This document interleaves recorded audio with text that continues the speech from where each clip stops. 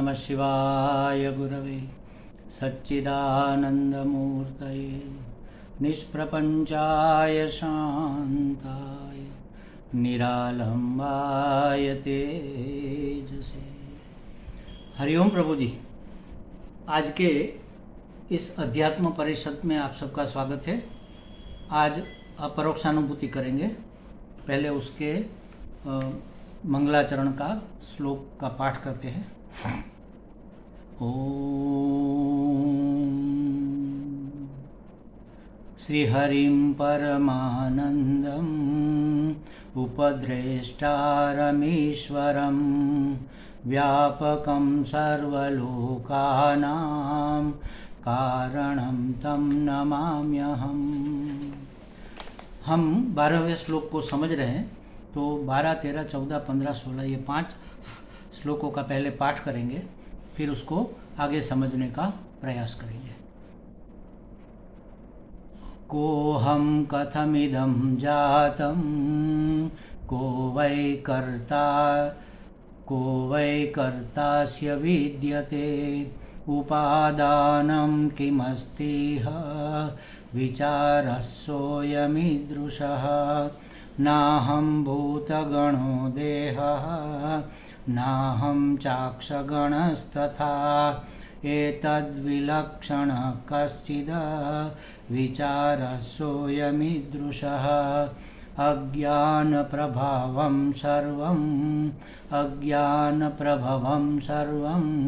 ज्ञानेन प्रविलीयते संकल्पो विविधः कर्ता विचारः सोऽयमीदृशः एतर्यो यदुपादानम् एकं सूक्ष्मं सदव्ययं यथैव मृद्घटिकादीनां विचारः सोऽयमीदृशः अहमेकोऽपि सूक्ष्मश्च ज्ञाता साक्षी सदव्ययः तदहं नात्र संदेहः विचारः सोऽयमीदृशः।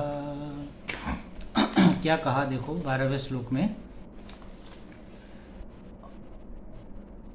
अहम कह को हम माने कि अहम कह मैं कौन हूं, कथम इदम जातम, इदम कथम जातम यह सब जगत कैसे जन्मा, वै अरे को वै अरे अस्य कर्ता कह विद्यते, अरे इसका कर्ता कौन है, यह उपादानम किम अस्ति, उपादानम किम अस्ति, यह उपादानम किम अस्ति, इस जगत का उपादान क्या है। बस इस तरह से सह अयम ईदृशः विचारः, यह ऐसा विचार करना, ऐसा चिंतन करना ही विचार है। क्यों विचार करना है भाई?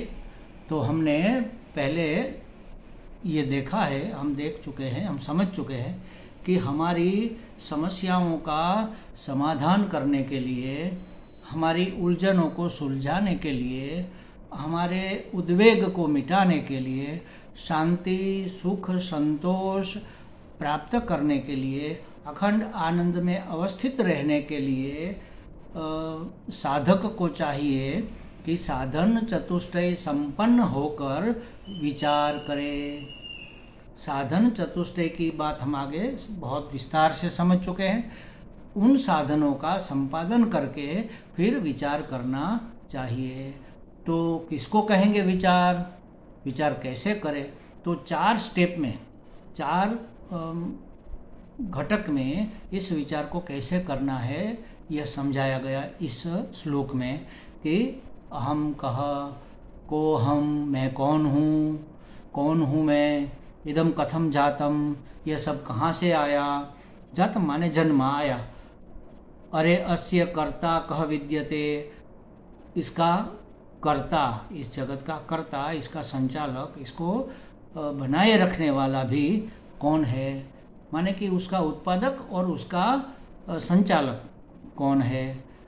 यह उपादानम किस मटेरियल से यह बना है, इसका उपादान क्या है, इसका मसाला क्या है जिसमें से यह बना है, और इस प्रकार से विचार करना, सह अयम ईदृश विचारः, इस प्रकार से चिंतन करना ही विचार है। विचारः कर्तव्य, आगे कहा विचार करना चाहिए, तो इस प्रकार से चिंतन करना यही विचार है। एड़े टेढ़े विचार करना कोई विचार नहीं है।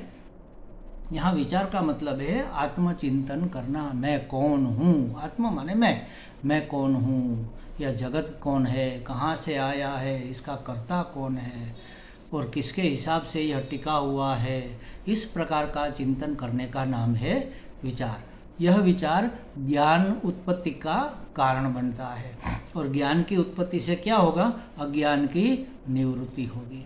हमारी सभी समस्याएं, हमारी सभी उलझनें, हमारे सभी पराधीनताएं, हमारे सभी दुख, हमारे सभी भय इसी अज्ञान के कारण बने रहे हैं और रहे हुए हैं। अब अगर इस अज्ञान को मिटा दिया जाए तो सभी समस्याओं का समाधान हो जाएगा। तो विचार कैसे करना चाहिए, मैं कौन हूँ, इसके बारे में हम सोच गए, इसके बारे में विचार हम कर गए कि पुण्य पाप का कर्ता, सुख दुख का भोक्ता, इन इंद्रियों से सब जानने वाला प्रमाता मैं हूँ, ऐसा हम मानते हैं। लेकिन ऐसा मैं नहीं हो सकता, क्योंकि कर्ता भोक्ता मैं हूँ, यह मैं जानता हूँ। तो जिसको मैं जानता हूँ वह मैं हो नहीं सकता। मैं कौन हूँ माने अगर हम इस बारे में अपनी ओर से न सोच सके तो किसी समर्थ की सहायता लेनी चाहिए। इस बारे में भी हम चर्चा कर चुके हैं। और जो सर्वज्ञ है माने कि श्रोत्रिय ब्रह्मनिष्ठ सद्गुरु है, उसकी शरण में जाकर उसको पूछना चाहिए कि महाराज मैं बहुत दुखी हूँ, मेरी सहायता कीजिए। तो एक उदाहरण हमने भी लिया था कि महात्मा पूछेंगे कि भाई तुमने वस्त्र तो ठीक ठाक पहने हुए हैं, भोजन किया कि नहीं किया? तो उसने कहा महाराज मैंने अच्छे से भोजन किया। अच्छा, रात को नींद आई थी? तो कहा रात को नींद भी आई थी। नींद आ गई थी मतलब यह हुआ कि तुम चिंता में मग्न नहीं, तुम्हें कोई चिंता नहीं थी। वस्त्र भी अच्छे हैं तो तुम्हें कोई असुविधा नहीं है। तो तुम जानते हो कि तुम्हें कोई असुविधा नहीं, न तो भोजन की असुविधा है न तो खाने पे, मतलब कि रोटी कपड़ा और मकान तो तुम्हें मिला हुआ है, तो फिर तुम दुखी क्यों हो? तो उसने कहा कि मैं दुखी हूँ, मैं अज्ञानी हूँ, मैं भयभीत हूँ। अच्छा, तुम जानते हो कि तुम दुखी हो, तुम स्वयं जानते हो कि तुम अज्ञानी हो, तुम खुद ही जानते हो कि तुम्हें भय लग रहा है। तो जब तुम जानने वाले हो तो वह तुम कैसे हो सकते हो? तुम जानते हो कि भय लग रहा है, तो जिसको भय लग रहा है उसको तुम जानते हो।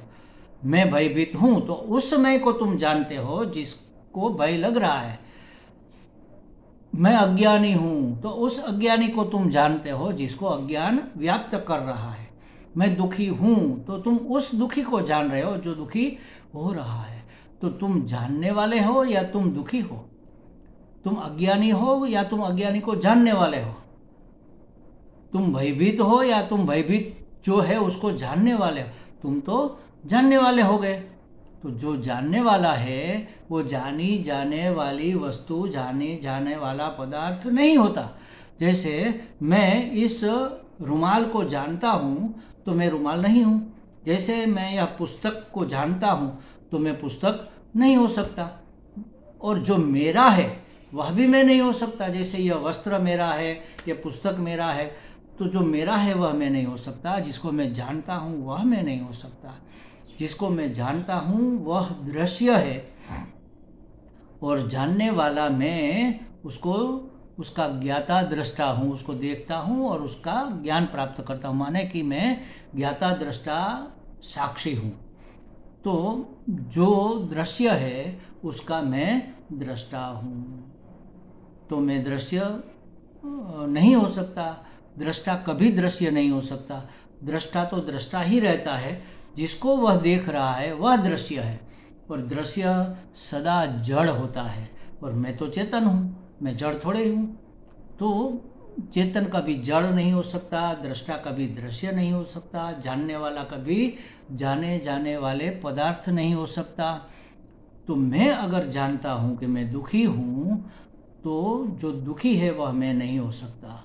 मैं अगर जानता हूँ कि मैं अज्ञानी हूँ तो जो अज्ञानी है वह मैं नहीं हो सकता। मैं जानता हूँ। हमारे पूज्य गुरुदेव स्वामी दयानंद जी महाराज, एक बार कोई उसके पास आया कि महाराज मैं बहुत दुखी हूँ। तो महाराज तो बड़े शांत स्वभाव के थे और सही रास्ते से उसको अपने समाधान तक पहुँचाने वाले थे। अत्यंत विचक्षण महात्मा थे। तो उन्होंने कहा कि नहीं, तुम दुखी नहीं हो। तो उसने कहा नहीं महाराज मैं बहुत दुखी हूँ। तो उसने कहा ना, तुम दुखी नहीं हो। उसने कहा अरे महाराज आप समझते क्यों नहीं हो, मैं बहुत दुखी हूँ इसीलिए तो आपके पास आया हूँ। नहीं नहीं, तुम दुखी नहीं हो। अरे महाराज मैं जानता हूँ मैं दुखी हूँ। तो उसने कहा कि तुम जानते हो तुम दुखी हो? तो कहा हाँ हाँ मैं जानता हूँ। तो जो तुम जानते हो वह तुम नहीं हो सकते। जिसको तुम जानते हो वह तुम कैसे हो सकते हो? तो तुम दुखी नहीं हो सकते हो। कोई दुखी है जिसको तुम जानते हो। कौन दुखी है? तो सुखी दुखी तो मन होता है। तो दुखी मन है, उस मन को तुम जानते हो तो वह तुम नहीं हो सकते। मन तुम्हारा है और जो तुम्हारा होता है वह तुम नहीं होते। तो भी तुम दुखी नहीं हो, तो भी तुम वह नहीं हो, तो भी तुम मन नहीं हो।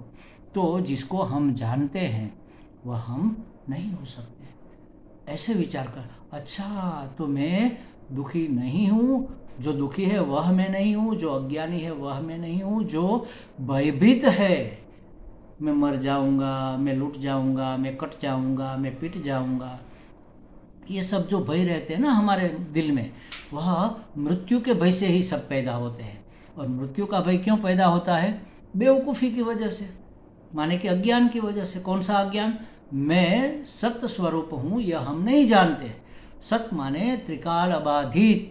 त्रिकाल माने पहले भी, अभी भी और बाद में भी, मतलब कि भूत वर्तमान भविष्य में अबाधित, जिसका बाध नहीं हो सकता, जिसका निराकरण नहीं हो सकता, उसको कहेंगे सत्य। तो मैं सत्य हूँ माने कि मैं अमर हूँ, मैं मर नहीं सकता। ये हम नहीं जानते, इसलिए हम मरने वाले हैं। इस शरीर को मैं मान लिया है ना, शरीर तो जन्मा है तो मरेगा। तो जो जन्मने मरने वाला है उसको मैं मान लेने से उसके धर्म भी मेरे अपने हो गए और इसलिए मैंने मान लिया कि मैं मरने वाला हूँ। तो मृत्यु का भय सबसे बड़ा भय है। और मृत्यु में जो सहायक जो जो घटना, जो जो स्थिति, जो जो परिस्थिति, जो जो पदार्थ, व्यक्ति, वस्तु है, उससे हमें भय लगता है। जैसे शरीर मरेगा तो मैं मरूंगा ऐसा मानने वाला शरीर को स्वस्थ रखता है। बीमारी आई तो मुझे भय लगता है, अरे मैं मर जाऊंगा। सामने शेर आ गया तो मुझे भय लगता है कि ये मुझे मार देगा। आतंक फैल गया तो मुझे भय लगता है कि कहीं मैं इसकी झपट में, लपेट में न आ जाऊं। तो हर चीज़, कोई रात को हम ताले लगा कर सोते हैं कि कोई लूट न ले हमारे धन दौलत को, पैसे को, क्योंकि उससे हमने अपने आप को सलामत बनाया हुआ है। तो हमारी सलामती को बनाए रखने के लिए हम बहुत प्रयत्न करते हैं। उसमें अगर कोई विक्षेप होता है तो हमें भय लगता है। तो मैं भयभीत हूँ, मुझे भय लग रहा है, मैं जानता हूँ मैं भयभीत हूँ, तो मैं भयभीत हो नहीं सकता क्योंकि मैं भयभीत को जानने वाला हो गया। तो ऐसे किसी महात्मा की सहायता से हम अपने आप का परिचय पा सकते हैं। मैं उसका जानने वाला हूँ और मैं उसका प्रकाशक हूँ। भय लगता है, कैसे मुझे पता चला? अरे मैं जानता हूँ। किसने भय को प्रकाशित किया? मैंने। तो मैं तो उसका प्रकाशक हो गया। मैं दुखी हूँ, किसने दुख को प्रकाशित किया? मैंने। तो मैं दुख का प्रकाशक हो गया। मैं पराधीन हूँ, अज्ञानी हूँ, किसने प्रकाशित किया पराधीनता को, अज्ञान को? मैंने। तो मैं प्रकाशक हूँ। मैं ज्ञाता दृष्टा हूँ, मैं साक्षी हूँ, मैं प्रकाशक हूँ। जो प्रकाशक होता है वह प्रकाश्य वस्तु नहीं हो सकता। जो दृष्टा होता है वह दृश्य नहीं हो सकता। जो ज्ञाता होता है वह ज्ञेय वस्तु नहीं हो सकता। तो ज्ञाता दृष्टा जो साक्षी है वह साक्ष्य नहीं हो सकता। तो मैं न तो दृश्य हूँ, न तो मैं साक्ष्य हूँ, न तो मैं जानने योग्य वस्तु हूँ, न तो मैं भयभीत हूँ, न तो मैं दुखी हूँ, न तो मैं पराधीन अज्ञानी हूँ। मैं तो उन सब को जानने वाला उन सब को प्रकाशित करने वाला साक्षी मात्र हूँ, साक्षी चैतन्य हूँ और परिच्छिन्न भी नहीं हूँ। परिच्छिन्नता से ही पराधीनता होती है ना। इस इतने अपने आप को मैं मान लिया, इसलिए तो हम दुखी है। तो मैं परिच्छिन्न नहीं हूँ, अनंत हूँ, अनंत चैतन्य साक्षी स्वरूप मैं हूँ। ऐसे अपने बारे में विचार करना चाहिए। अगर ऐसे ही विचार करेंगे मैं कौन हूँ, मैं कौन हूँ, मैं कौन हूँ, तो अंदर से जवाब आएगा कि मैं मनुष्य हूँ, मैं सन्यासी हूँ, मैं पुरुष हूँ, मैं विद्वान हूँ, मैं वक्ता हूँ, मैं श्रोता हूँ, मैं बेवकूफ़ हूँ, मैं दुखी हूँ, मैं सुखी हूँ। ये सब जो आज तक हमने भ्रम पाल रखे हैं वही तो जवाब आएगा। हमारे गुरुजी कहते थे बेवकूफ़ अगर सो जाएगा तो उठकर वह बुद्धिमान नहीं हो जाएगा, बेवकूफ़ ही जागेगा, और इंजीनियर सोएगा तो इंजीनियर जागेगा। उसी तरह अपने आप को अगर हम ऐसे ही पूछते रहे कि मैं कौन हूँ, मैं कौन हूँ, मैं कौन हूँ, तो आज तक जिसको हम मैं मान रहे हैं वही तो हमारे जवाब के रूप में हमारे सामने आएगा कि मैं पुरुष हूँ, मैं सन्यासी हूँ, मैं वक्ता हूँ, मैं विद्वान हूँ, मैं मूर्ख हूँ, मैं पिता हूँ, मैं माता हूँ। जो भी हमने रोल अदा किए, जो भी हमने वेश पहन रखे, वही तो सामने आएंगे। इसलिए किसी समर्थ ज्ञानी पुरुष की सहायता इसमें लेनी चाहिए, उसके मार्गदर्शन के अनुसार हमें इसमें आगे चलना चाहिए। वो हमें गाइड करेंगे कि देखो भाई, तुम देखने वाले हो तो तुम दृष्टा हुए, जिसको तुम देख रहे हो वह दृश्य हुआ।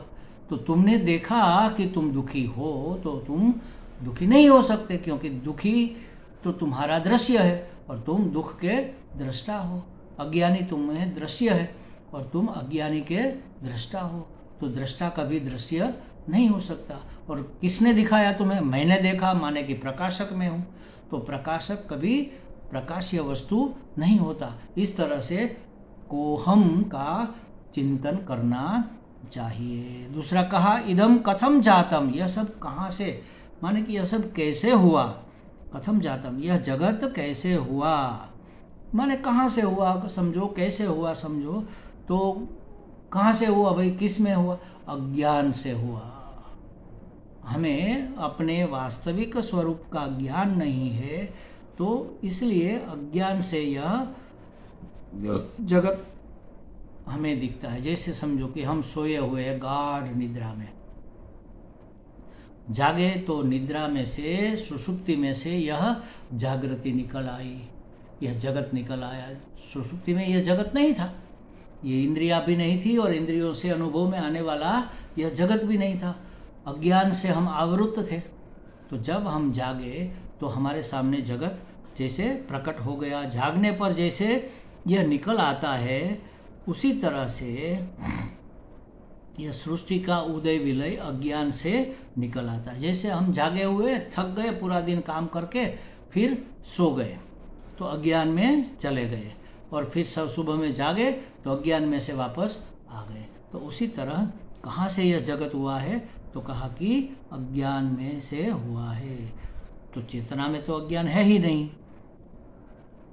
चेतना में अज्ञान नहीं है, लेकिन हमने बेवकूफ़ी से मान रखा है कि यह मैं हूँ, माने कि नाम रूप में हूँ। तो पूरा नाम रूपात्मक तो जगत है, तो अज्ञान में से यह जगत निकला हुआ। कोवा कर्ता अस्य, इसका कर्ता कौन है, माने कि इसका किसने इसका सर्जन किया है और संभाले रखा है अब तक।